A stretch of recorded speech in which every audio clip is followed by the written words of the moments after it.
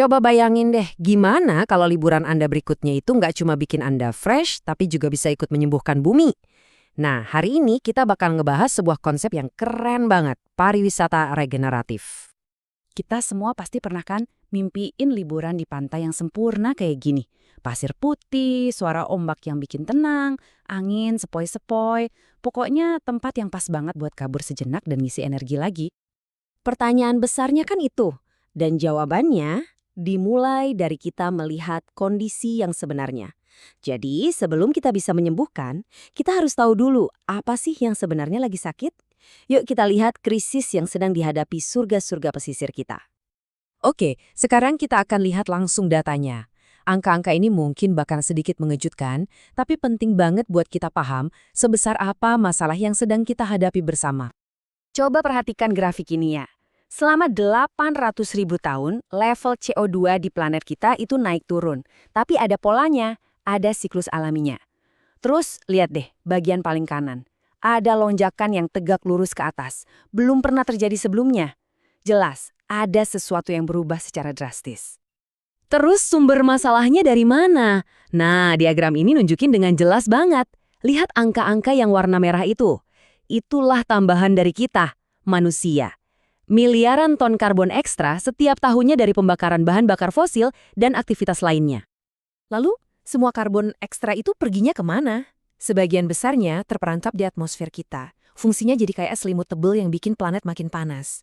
Nah, panas inilah yang mencairkan es di kutub dan bikin volume air laut memuai.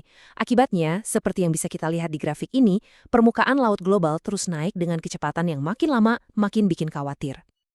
Tentu aja menghadapi ancaman ini kita nggak tinggal diam. Tapi pertanyaannya, respons yang kita lakukan selama ini udah tepat belum ya? Begini seharusnya pantai itu. Alami, hidup, dan dinamis.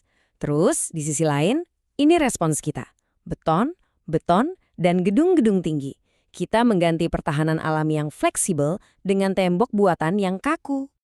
Ironisnya, tembok beton yang kita bangun buat melindungi diri kita malah menciptakan semacam jebakan.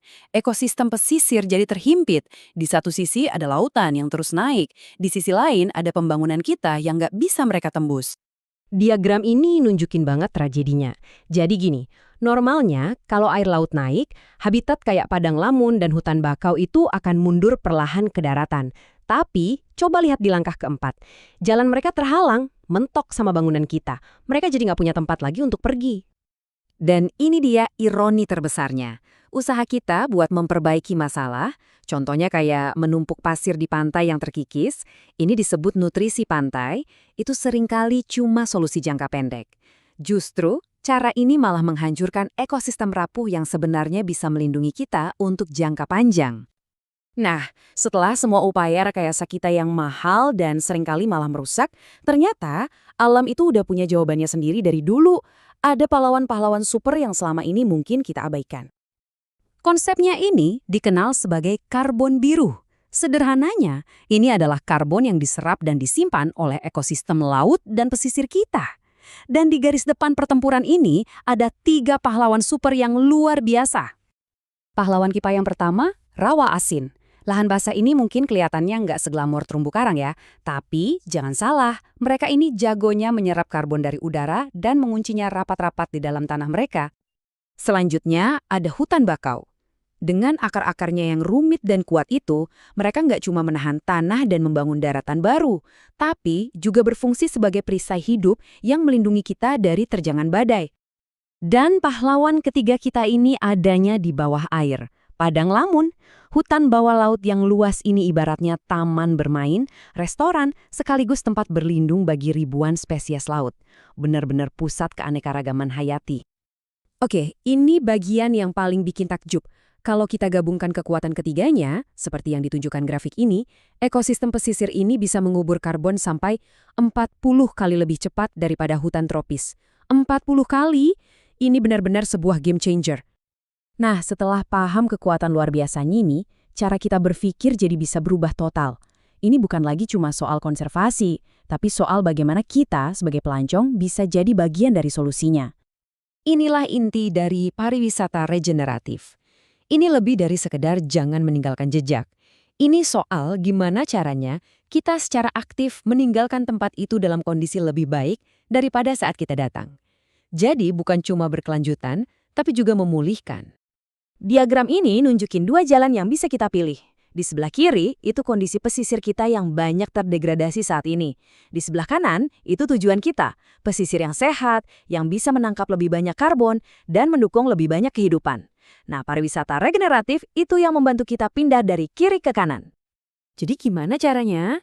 Ini semua tentang pilihan-pilihan sadar kita.